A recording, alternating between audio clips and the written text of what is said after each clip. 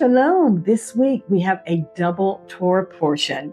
And the first one is Tazriah. It's Leviticus 12:1 through 13:59.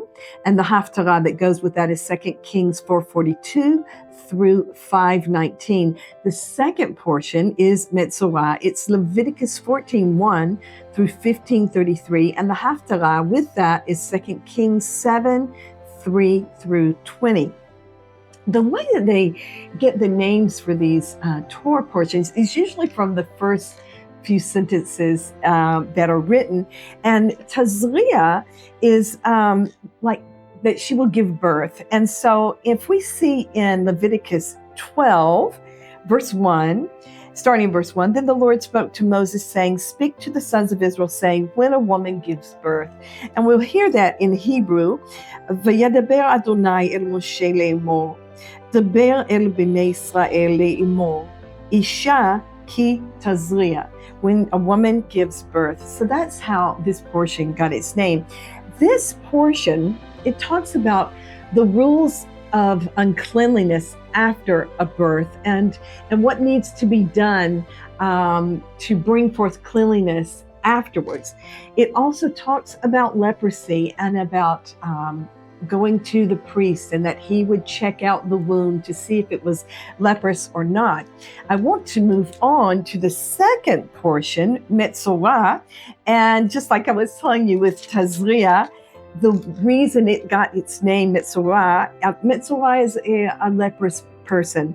And in English, in Leviticus 14, verse 1, it says, then the Lord spoke to Moses saying, this shall be the law of the leper.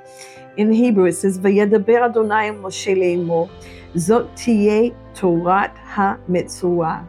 So that's where we get the name for this portion. And really, this portion is more about being cleansed after being healed from leprosy. It also talks about houses that have leprosy. And I think in this day and age, we would sort of equate that to a house having mold. And I think that we all know of cases where people have been very sick and even died because of mold in a house. And God was telling exactly what to do with that house. He was so aware of us and our health and how to take care of us and the best way to live. This portion also deals with uncleanliness, which comes from discharges in both men and women. But as far as the Torah portions are concerned, I just want to read this last verse from Leviticus 15, verse 31. Thus you shall keep the sons of Israel separated from their uncleanness, so that they will not die in their uncleanness by their defiling my tabernacle that is among them. And we see what God has been talking to us all this time, that he wanted a holy people that were clean before him. What I really want to focus on is the Haftarah that goes with this portion, which is about Naaman. And in 2 Kings chapter 5, starting in verse 1, it says, Naaman, captain of the army of the king of Aram, was a great man with his master and highly respected, because by him the Lord had given victory to Aram. The man was also a valiant warrior, but he was a leper. Now the Arameans had gone out in bands and had taken captive a little girl from the land of Israel, and she waited on Naaman's wife. She said to her mistress, I wish that my master were with the prophet who is in Samaria.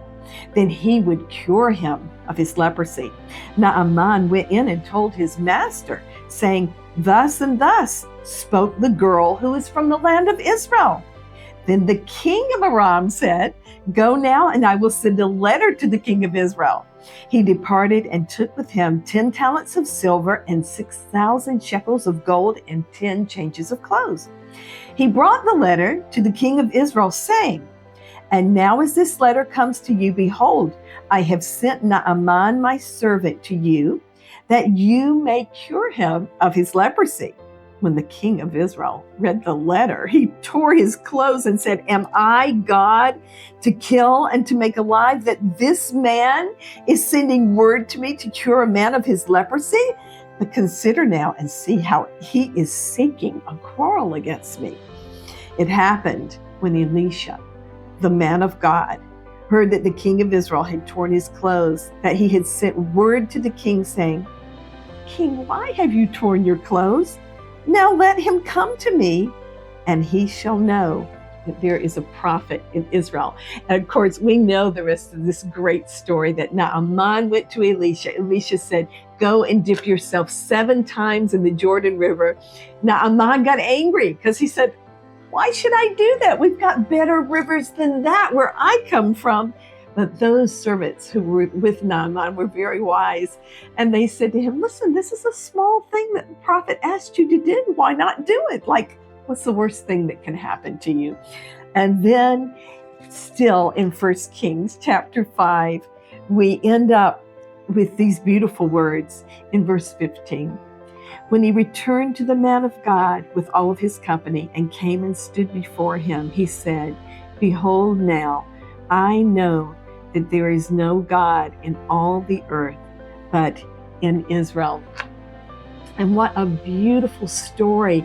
That was really what God always wanted and why he chose Israel, that there would be a nation that all the nations could look at and say, wow, their God is God, and that all the nations would come to know him and find salvation in him through Israel's Messiah, Yeshua. I hope you have a great day.